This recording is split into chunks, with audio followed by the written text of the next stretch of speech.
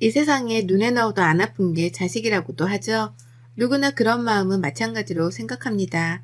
하지만 이런 마음을 안 먹는 부모들도 있다고 하죠. 오늘 제가 여러분들께 소개하고 싶은 사연은 바로 자식에 관련된 이야기인데요. 바로 저희 시누이 이야기를 해보려고 합니다. 안녕하세요. 저는 경기도 양주시에 거주하고 있는 내년이면 40대를 바라보는 39세 여성입니다. 처음부터 양주시에 살았던 건 아니고요. 여기에 남편이 예전에 분양받아 놓았던 아파트가 있어서 아이 낳고 여기로 이사 오게 되었어요. 처음에는 서울에서 오래 살다가 갑자기 경기도로 가니 아직 운전도 못해 굉장히 불편할 것 같아서 사실 반대를 많이 했습니다. 근데 그 아파트가 평수도 지금보다 훨씬 크고 교통편 불편한 거 빼고는 더 나을 것 같아서 이사와서 살고 있는데 정말 좋기는 해요. 신도시라 교통편 불편한 거 빼고는 아이 키우기에는 정말 좋더라고요. 근데 여기 양주에 아파트가 많이 지어지면서 근처에 시댁과 시누이도 도보로 한 15분, 20분 정도 되는 거리에 살고 있어요. 친정은 서울이고요. 제가 워낙 내성적인 성격이라 같은 동네에 살아도 사실 자주 가지는 않습니다. 부르시면 가고 누구 생일이나 생신 때 가는 정도지 남편도 시댁에 가자는 말을 잘 안 해서 그나마 다행이라고 생각하고 살고 있답니다. 남편한테는 15살 정도 어린 여동생이 하나 있는데요. 바로 신우입니다. 남편과 저도 한 5년 정도 연애하다가 결혼한 케이스라 여동생이 있는 건 알았지만 나이 차이가 많이 나던지라 교류가 많이 없다고 하더라고요. 그리고 저희가 결혼하고 나서 우리가 허니문 베이비로 아이가 생기고 지금 초등학생 3학년이랍니다. 첫 손주라 친가 외가에서 사랑을 듬뿍 받고 자란 아이랍니다. 그렇게 제 결혼 생활은 무탈이 아주 평범하게 살고 있다고 생각했습니다. 저는 집에서 일하는 프리랜서라 아이를 보는 데 있어 조금 더 자유로운 편이고 남편의 회사도 워라밸이 있는 곳이라 주말에는 꼭 쉬고 야근은 2달에 한 번 할까 말까 정도인데요. 그래서 남편도 육아 참여도가 굉장히 높은 편입니다. 그래서 사실 이 정도면 결혼해서 사는 지금이 가장 행복할 때라고 생각했습니다. 다들 아시겠지만 결혼은 연애 때와는 완전 다르잖아요. 연애는 정말 우리 둘만 생각하면 되겠지만 결혼은 양가 집안이 어울려서 해야 하는 것도 있고 생각보다 많은 희생이 필요한 게 전 결혼이라고 생각했습니다. 물론 남자 여자 둘 다요. 저의 이런 평범한 일상을 깬 건 다름 아닌 15살 어린 신우였습니다. 제가 알기로는 원래 직장이 멀어 그쪽에서 자취하고 있었는데 어느 날 연락이 잘 안 돼 시부모님이 신우이네에 갔을 때 함께 회사 다니는 남자친구와 동거 그리고 임신 6주 된 아이까지 있었다고 해요. 그 자리에서 시어머니는 거의 실신할 뻔했고 시아버지는 안 태우던 담배를 피실 정도로 집안이 아수라장이 된 적이 있어요. 시댁에서는 남자 쪽이 별 볼 일 없다고 아이를 포기하라고 했지만 신우는 싫다고 강력하게 바라는 바람에 결국에는 둘이 결혼하게 되었습니다. 신우이 매제 둘 다 동갑이고 또 그 매제는 신우이보다 일한 지도 더 얼마 안 돼서 둘 다 월급도 굉장히 작았던 편이라 시댁 근처에 작은 평수 전셋집을 얻어주고 매제는 시아버지 친구분의 회사에 들어가서 일을 하기로 했다고 했습니다. 거기까지는 솔직히 아직 둘 다 어리니까 그럴 수 있다고 생각했는데요.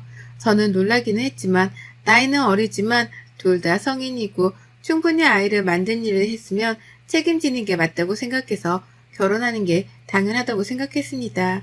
그래서 신우이 출산할 때 아이용품 사는데 보태라고 현금이랑 정말 좋은 유모차도 선물해주고요. 조카 100일 때도 현금이랑 전통차까지 선물했습니다. 남편이 여동생이 아직 나이가 어려서 자기가 많이 그동안 못 챙겨준 것 같다고 결혼할 때 마음이 아프다고 결혼해서 잘 챙겨주고 싶다고 하길래 뭐 당연히 그러라고 했습니다. 저도 그렇게 주는 게 마음이 더 편하다고 생각하기도 했고요. 그런데 어느 날부터인가 시누이가 밖으로 겉돌기 시작했던 것 같습니다. 시어머니가 가까이 사니 아이를 맡겨두고 하루 종일 집에 들어오지도 않고 PC방에 가 있고 친구들 만나서 외박까지 하고 와서 매제랑 그것 때문에 엄청 싸우고 사내만에 했다고 할 정도였으니까요. 그때마다 시댁에서는 아직 애가 어려서 그런지 이해해달라 자기가 타야 되겠다면서 매일같이 100일 된 아이를 봐주시더라고요. 제가 보는 게 아니니까 시어머니가 딸 손주 봐주는 건 뭐 상관없다고 생각했습니다. 근데 신우이가 그 이후에도 계속 삐뚤게 나가는 모습이 보였고 참다 못한 매제가 더 이상 못 살겠다면서 집을 나갔다고 해요. 그래서 네가 진짜 이렇게 애도 안 보고 자꾸만 나가서 거둘 거면 찾지 말라고 하고 나갔다는데, 신우이는 자기 남편이 나가는데도 알아서 하라고 하고 자기 노는 것만 중요하게 여기더라고요. 물론 아직 나이가 어리니까 놀고 싶은 마음 너무 이해합니다. 왜 이해하지 못하겠어요. 저도 그런 시절이 있었는걸요. 근데 이제는 엄마잖아요. 아직 아이가 많이 어린데 엄마 손길이 필요하잖아요. 100일밖에 안 되었는데. 근데 시어머니가 거의 손주 엄마처럼 하고 계시니 그것도 보기가 좀 그렇더라고요. 남편은 자기도 놀고 싶어 그러니 좀 참으라고 매제한테 말했다는데, 매제가 그 말을 듣겠냐고요. 저 같아도 저는 열심히 나가서 가족을 위해서 돈 벌고 집에 들어오면 와이프도 자식도 없고 집은 개판 5분 전이면 솔직히 저라도 집 나가고 싶을 것 같아요. 그 뒤로 신우이는 집에 안 들어온 날이 더 많았고, 심지어는 어디서 뭘 하면서 사는지 모를 정도일 때가 더 많았어요. 그러다 일주일 정도 지나면 들어와서 애기 좀 보다가 다시 또 나가고를 반복하니 시어머니도 안 되겠다 싶었는지 신우이네 가서 아이를 던져두고 네가 알아서 하라고 왔다는데 또 어떻게 하나 볼까 싶어서 집 앞에서 몰래 지켜보셨는데, 신우이가 아이만 집에다 두고 그대로 나왔더라니까요. 시어머니가 놀라서 빨리 가서 애를 다시 데리고 왔다는데, 저도 아이 엄마지만 신우 같은 엄마가 있을까 싶더라고요. 이때까지 사실 저한테는 불똥이 튀겠어 싶었어요. 아직 시어머니가 젊으신 편이고 뭐 시댁에 못 사는 편은 아니라 신우의 자식 정도면 충분히 케어하실 수 있다고 생각했거든요. 근데 갑자기 시어머니가 허리 디스크가 파열돼 수술을 받아야 하는 상황이 생기면서, 시아버지는 베이비시터를 고용하자고 했지만 시어머니는 그건 안 된다며 남편에게 말해서 제가 잠깐만 봐줄 수는 없겠냐 물어보라고 하셨다고 하더라고요. 처음에 저는 저희 아이 키우는 것도 바쁜데 아무리 조카여도 내가 데리고 있는 게 맞나 싶었지만, 아이도 너무 불쌍하고 시어머니도 아이 보시다가 그렇게 된 거니 수술하고 좀 나으실 때까지만 제가 케어하기로 했습니다.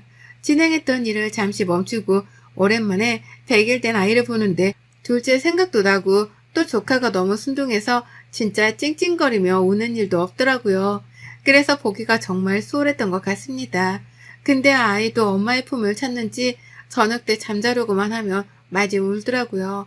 잠투정하다가 잠이 한번 들면 잘 안 깨기는 하는데 자꾸만 져서 물려고 하는 건지 가슴 쪽으로 파고 들어오는데 마음이 짠하더라고요. 제가 정말 남의 일에 관여를 잘 안 하는 편인데 결혼하고 처음으로 아이 사진과 신우에게 장문의 카톡을 보냈어요. 아이가 엄마를 찾는 것 같다. 어린 나이에 결혼해서 아가씨 힘든 거 가족들 전부 다 한다. 그래도 이렇게 집에도 안 들어오고 그러면 가족들도 다 걱정하고 어머님도 지금 허리 디스크 수술을 하셔야 할 정도다. 문자 보면 집으로 들어오라고 정말 마음을 담아서 보냈습니다.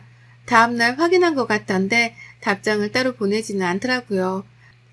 그러고 며칠 뒤에 초인종이 울려 나가보니 신우이더라고요. 내 문자를 보고 좀 정신을 차렸나 싶어서 빨리 들어오라고 했죠. 방금 아이를 낮잠 재워서 방에서 얼굴을 보고 나와서 저보고 아이가 잘 있었냐고 물어보길래 잘 있었다. 정말 순둥한 아이다. 라고 했습니다. 근데 신우의 말이 여기서부터 정말 무책임하다고 느꼈는데요. 저보고 갑자기 그러는 거예요. 언니는 아직 둘째도 없는데 우리 애기 키워주시면 안 돼요? 네? 아니, 아가씨 무슨 소리를 하시는 거예요? 아빠도 있고 엄마도 있는데 내가 왜 조카를 키워요? 이제 더 이상 걔랑은 안 살 거고 저 새롭게 시작하고 싶어요. 여기서 새롭게 못 시작하면 제 나이가 너무 아깝잖아요. 근데 아이가 있으면 어떻게 제가 취업을 하고 다른 사람을 만나서 온전한 가정을 꾸리겠어요? 아가씨, 그래도 그건 아니에요. 요새도 아이 있어도 다 좋은 사람 만날 수 있고 나중에 아가씨가 후회할 건 생각 안 해요? 이 아이가 정말 자기를 낳아준 엄마 아빠가 제가 아니라고 생각해봐요. 어떻겠어요, 마음이. 평생 말 안 하면 되잖아요, 언니가. 그건 하여튼 말이 안 되는 얘기고 그렇게 할 거면 나이 못 보니까 데리고 가요. 아, 알았어요. 엄마 낳는 대로 다시 올게요. 하며 후다닥 나가더라고요. 그 이야기를 듣는데 신우이는 정말 진짜 모성애가 일도 없어 보였다고 해야 할까요? 어떤 거에 또 미쳐서 저러는지는 모르겠지만 자기 자식까지 팽개쳐두고 저러니까 정말 엄마의 자격도 없다는 생각이 들더군요. 또 그리고 조카가 괜히 불쌍해지고요. 하여튼 이렇게 확실히 이야기했으니 더 이상 이야기하지 않겠다 싶었고 시어머니에게도 수술 끝나는 대로 저도 일을 다시 복귀해야 하니까 빨리 데려가셔야 할 것 같다고 문자를 보내놓았습니다. 그날 저녁 남편에게 이 일을 다 말했고 남편은 신우이 만나서 진짜 한 소리 한다는 거를 겨우 말려서 다시 조카를 시어머니가 데려가는 걸로 했으니 그냥 알고만 있으라고 했죠. 그렇게 시어머니 허리 디스크 수술이 끝나고 더 이상 저희 집에 조카를 둘 수 없어 베이비시터랑 시어머니가 둘이 애를 본다고 하더라고요. 저는 그대로 이제 신우이도 정신 차리고 돌아올 줄 알았어요. 엄마라면 당연히 그래야 하는 거잖아요. 근데 신우이가 집에 있는 짐을 모조리 싸서 나갔다고 시어머니께 전해 들었어요. 정말 미쳤구나 싶었습니다. 모든 가족들이 매제한테도 연락하고 친구들한테도 연락해봐도 아무 곳에도 가지 않았다고 하니 걱정도 되었는데 시어머니한테 딱 한마디 왔대요. 엄마 미안해. 우리 애기 잘 키워줘. 성공해서 갈게. 라고요. 아니 이게 말이 됩니까? 무슨 성공을 자기 자식을 버리고 합디까.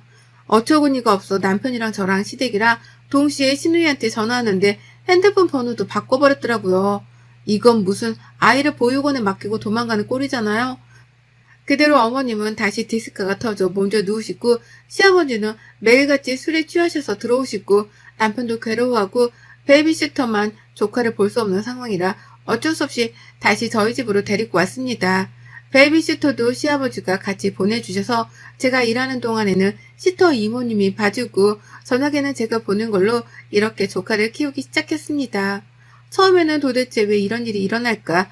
나한테 왜 이런 일이 일어났을까? 싶더라고요.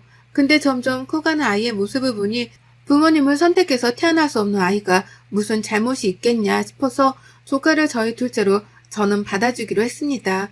호적의 문제는 둘째치고 할머니, 할아버지 손에서 자라는 것보다 차라리 저랑 남편 손에서 자라는 아이가 더 낫다고 판단했습니다. 저는 정말 이성적인 사람이었는데 이번 일은 그럴 수가 없겠더라고요.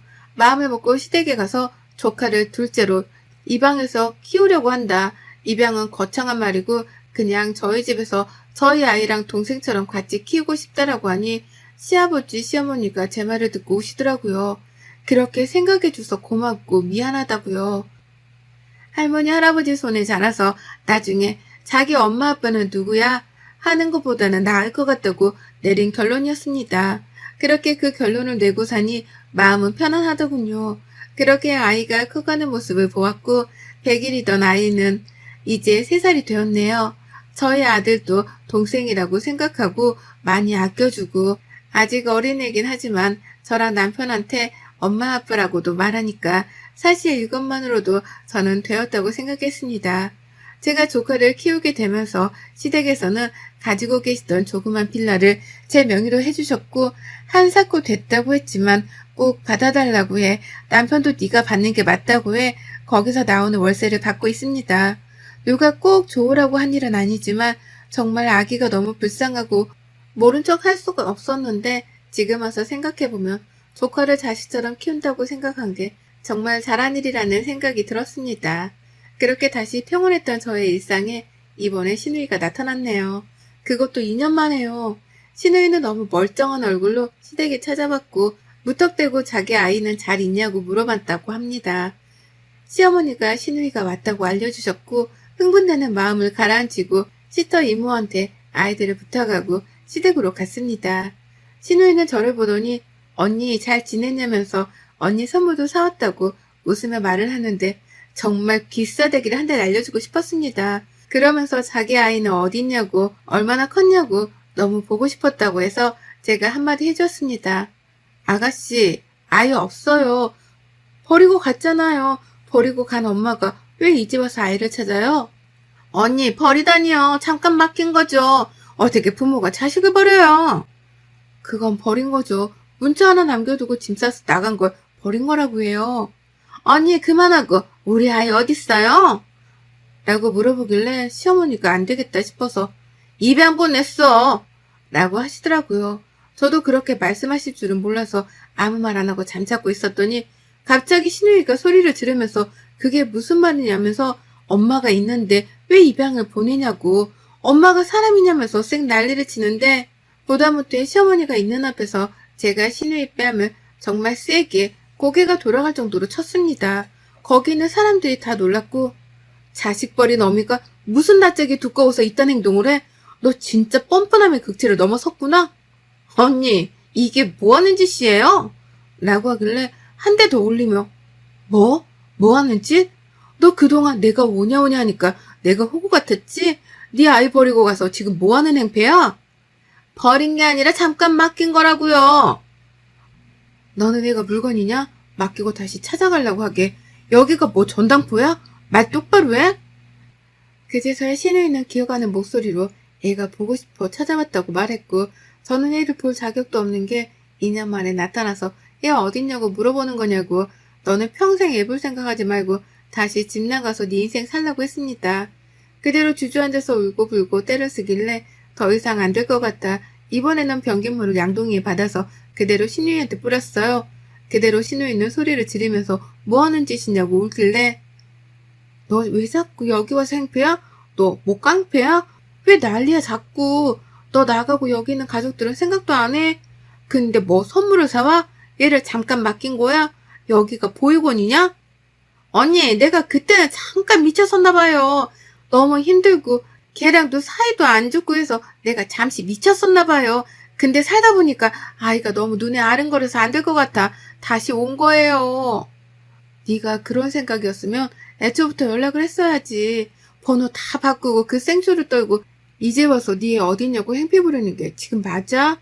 라고 말을 했고 신우이는 그 뒤로 묵묵부답이라 우선 시어머니가 씻고 나오라고 욕실로 가고 저는 시어머니에게 다시 오겠다고 하고 집으로 왔습니다. 지금까지 키운 아이를 다시 보내야 하는 게 맞는 건지 내가 키우는 게 맞는 건지 도통 모르겠더라고요. 남편도 이 소식을 듣고 부랴부랴 달려왔고 우선 신우이랑 이야기를 해본다고 시댁으로 가더라고요.